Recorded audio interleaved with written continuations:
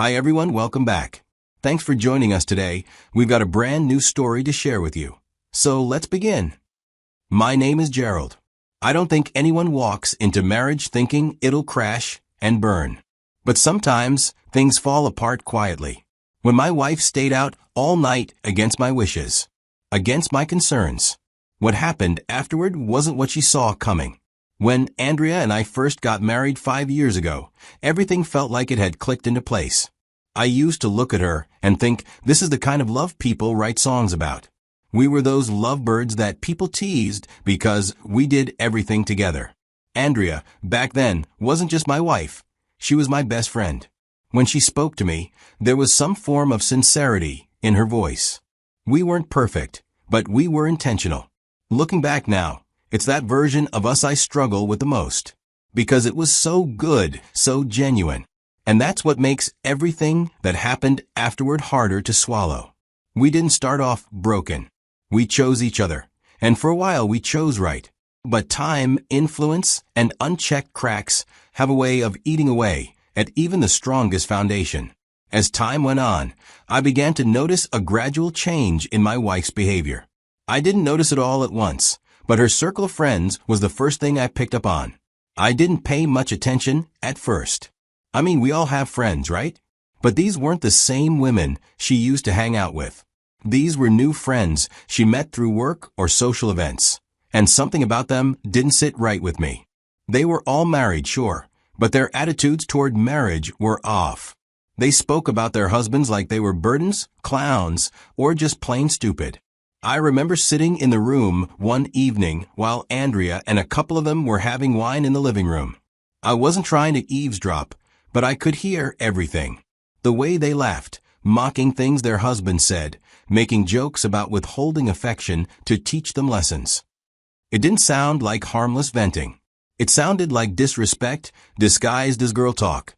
After a few of those evenings, I pulled Andrea aside and told her plainly, "Listen, I'm not trying to control who you hang out with, but the way they talk about their marriages isn't healthy. That stuff rubs off, whether you realize it or not." I told her that marriage isn't a team if we're sitting in rooms where our partners are being ridiculed behind their backs. I was asking her to be careful, to be aware. She laughed like I just told her a joke. "What?" she said. "You're scared I'm talking about you when they're around?" I told her I was serious. I was saying it out of concern, but she brushed it off completely and turned the whole thing into a joke. I didn't push it any further. I let go because I didn't want to create tension. Over time, the views of my wife's friends started bleeding into our home. Andrea started picking on small things around the house. She'd say I made decisions without her, that I acted like my opinion was the only one that mattered. I was surprised because that had never been the case. I always saw us as partners. I reminded her that I wasn't dismissing her. I simply didn't agree with her on some things. But that's where things got harder. It wasn't just about having a voice. She wanted her voice to be the final one. Anytime I didn't go along with her opinion, she would get upset, and somehow I'd end up being painted as the controlling one. These arguments weren't just regular couple disagreements. They stretched for days. The house became a battlefield of silent tension. I'd suggest something logical, and she'd counter it with something emotional or unrealistic. And when I didn't budge, she'd double down, as if I was trying to silence her instead of simply seeing things differently. It felt less like we were trying to build a life together and more like we were trying to prove who was in charge. I wasn't looking to control her, but the more I tried to explain that, the more she twisted it to mean I wanted her to submit. To her, I was just trying to have my way and dress it up as teamwork. There were days I sat alone after an argument, just trying to figure out how we went from being each other's safe space to walking on eggshells under the same roof. And every time I reached out to fix things, it felt like Andrea was pulling further away, convinced that I was the problem. One Saturday afternoon, I was home alone with Andrea. I'd just come out of the bedroom and was headed to the kitchen when I heard her voice in the living room. She was on the phone. I could tell right away it was one of her friends, one of those women I never really liked. I didn't mean to eavesdrop, but the moment I heard the word divorce, my feet froze. I stood just beyond the hallway, out of sight, and listened. Her friend was practically giddy. She was telling Andrea she had finally filed for divorce from her husband. But what really made my stomach turn wasn't the fact that she was getting divorced. It was how she was talking about it. There was no sadness, no grief, no talk about how things had gone wrong emotionally. Just laughter and excitement over what she was about to get. "I'm going after half of everything," she said proudly. "I deserve it all after what I've been through." I didn't know the details of her marriage. Maybe she had her reasons. But hearing someone speak so casually about tearing apart a life with someone they once claimed to love, that shook me. And Andrea responded by laughing, agreeing, almost cheering her on. That's what really scared me. I stood there thinking, is she entertaining the same idea? I didn't say anything to her about it. Kept it to myself. But I started seeing our arguments through a new lens. Every time we fought, I'd wonder, is she building her case? Waiting for the right moment to pull the trigger like her friend did? I didn't feel safe anymore, so I stopped discussing major financial decisions with her. Stopped putting money into anything that could be easily split in court. I began quietly protecting what I'd worked for. It wasn't just paranoia. It was survival. When you start to feel like your partner could be looking at you more as a resource than a person, you move differently. That call changed something. I never told her I heard it. I just started preparing for the possibility that someday she might try to walk away with more than just her suitcase. I couldn't afford to be foolish. So I made a decision to quietly consult a lawyer. I asked what could happen if Andrea decided to file for divorce. What could I lose? What I needed to know. It felt strange sitting in that office, talking about worst-case scenarios for a marriage. I still had hope, Indiana. But I listened and learned. At that time, I was in the middle of planning a big purchase, a house. It was supposed to be for us. But after that consultation, I froze everything. I didn't put down a dime. The lawyer made it clear, if we split and that house became marital property, it would get divided. Simple as that. And that wasn't all. I started separating my finances more carefully.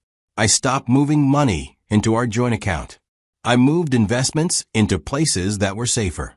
I stopped buying things that would automatically be considered ours. It wasn't because I stopped believing in marriage. In fact, it hurt to do it.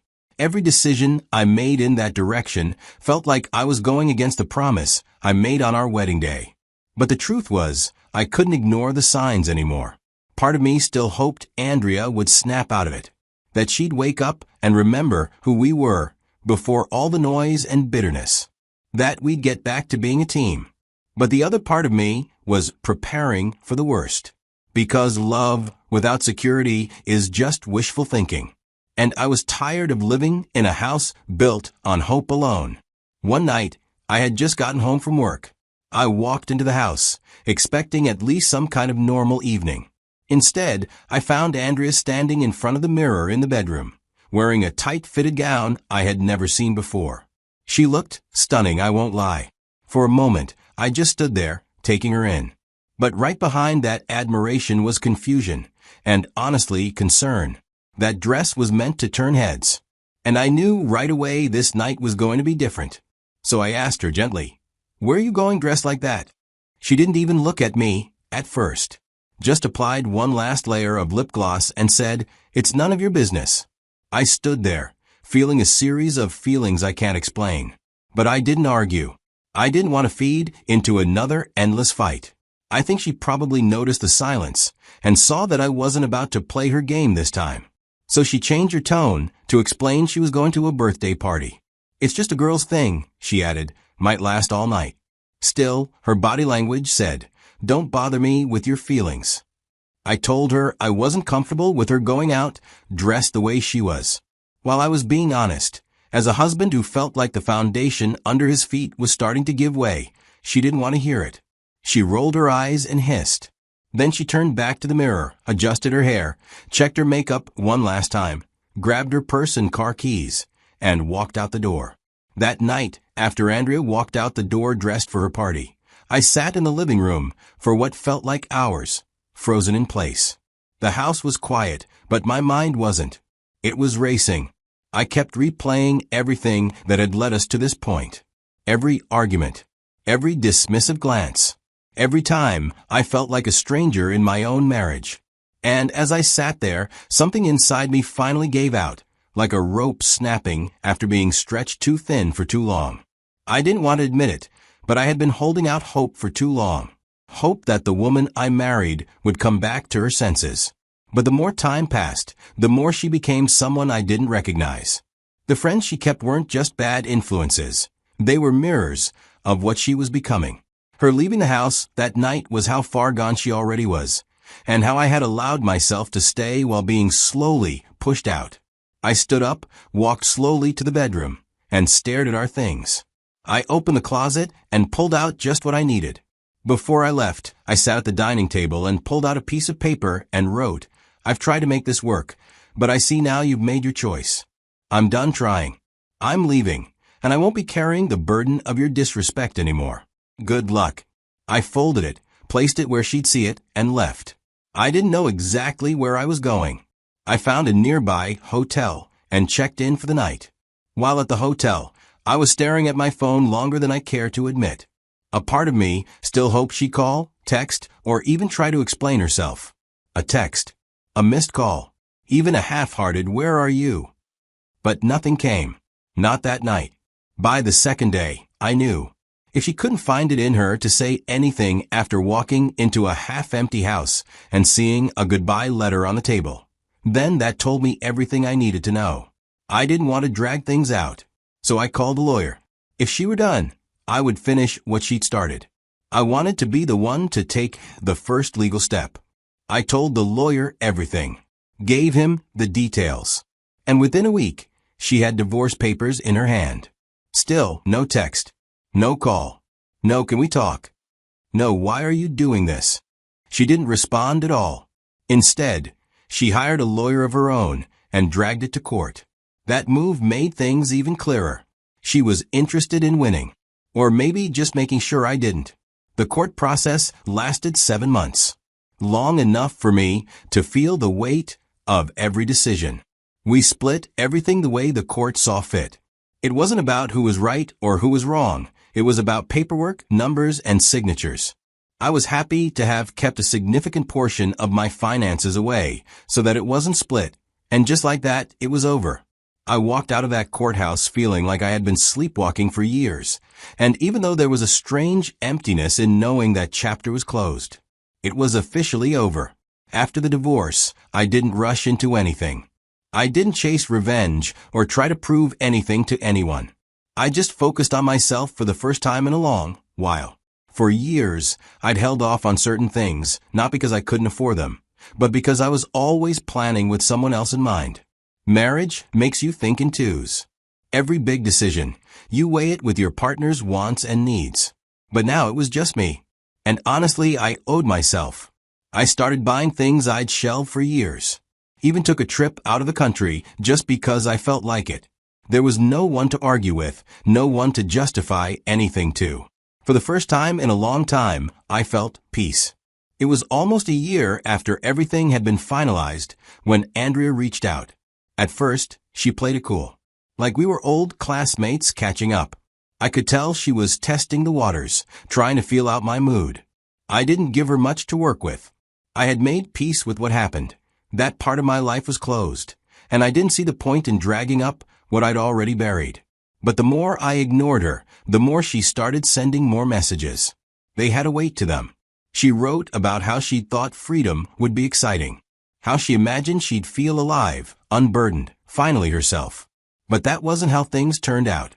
She admitted, without directly saying it, that she'd been reckless.